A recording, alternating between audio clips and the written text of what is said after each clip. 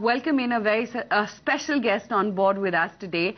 C.P. Joshi, the Roads Minister, joins in. Mr. Joshi, hi, good morning. To begin with, for this year, NHAI and the Road Transport Ministry have together been able to award only 1,600 kilometers of road projects as compared to the target of 9,600 kilometers, which was set by the PMO, and that was then again revised downwards to 8,800 kilometers.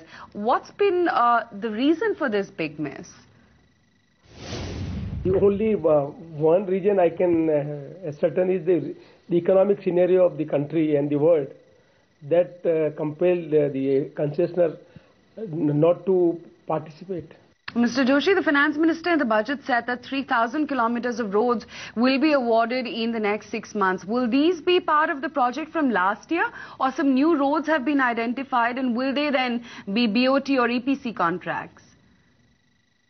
We have decided to first opt for BOT toll projects. If it is not viable in BOT toll, we will opt for EPC. And I am glad to inform you that we have developed a new EPC model concession agreement. And in this model concession agreement of EPC, the risk will and time overrun will not be a problem. So this is a paradigm shift in road construction activity.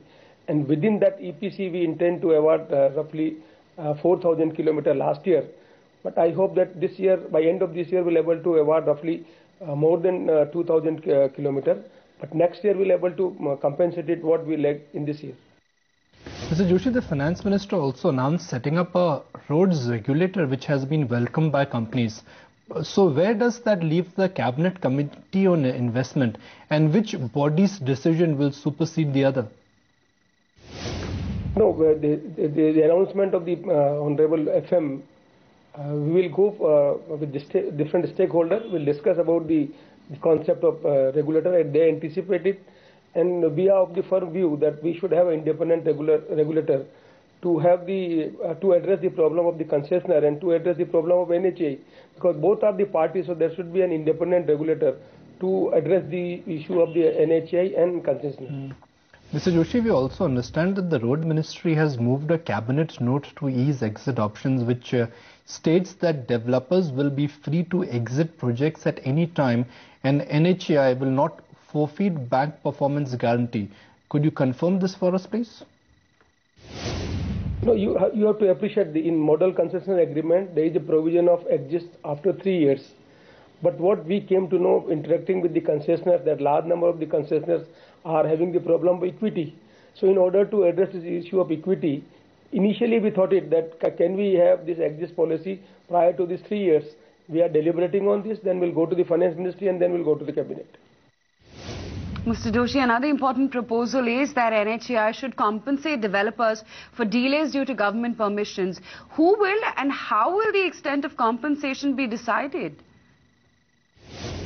In the new EPC model concession agreement, we have already provision of addressing this issue. And because the concessionaires are one of the partner of NHAI, because we believe that our role is role of facilitator. If there is some problem because of this government permission delay is there, one has to adequately compensate them. That provision already we are having, and we hope that this provision will satisfy them. Mr. Joshi, recently the Ministry of Environment and Forest told the Supreme Court that highway projects which are stalled because part of them pass through forests would need mandatory forest clearance for starting work in non-forest areas. How many projects would this help right away? We hear it would be around 17 projects, and for longer term as well. Is this a positive sentiment? Naturally, it is a positive development. After the Lafarge judgment, April 2011, we had this problem of getting clearance of environment and forest. Before that, there was no concurrent permission required.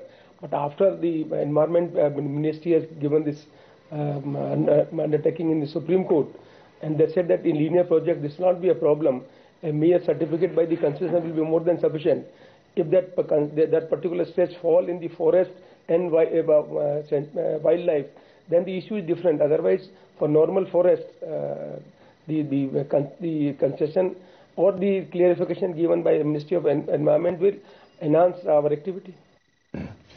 Mr. Joshi, another difficult decision taken in the budget for NHAI was that Finance Ministry has cut by half the income collected from toll which is released to NHAI. What was the rationale behind this, and will it not stress the finances of the roads body? No, I don't think. You have to appreciate it that we are inviting private investors. And I'm happy to inform that after UPA came into power, the way in which we have moved in public-private partnership, large number of private money is being spent in this sector. So I don't think that this is going to have any impact on our ministry activity. What about disputes of contractors like GMR and GVK with NHAI? By when can we expect them to be amicably solved, and how much compensation would NHAI may have to pay? And have they done any kind of provisioning for that already? No, already in model concession agreement, all provisions are there. The concessioners are supposed to have the bank guarantee. If they are not fulfilling this, the bank guarantee will be seized by the NHAI.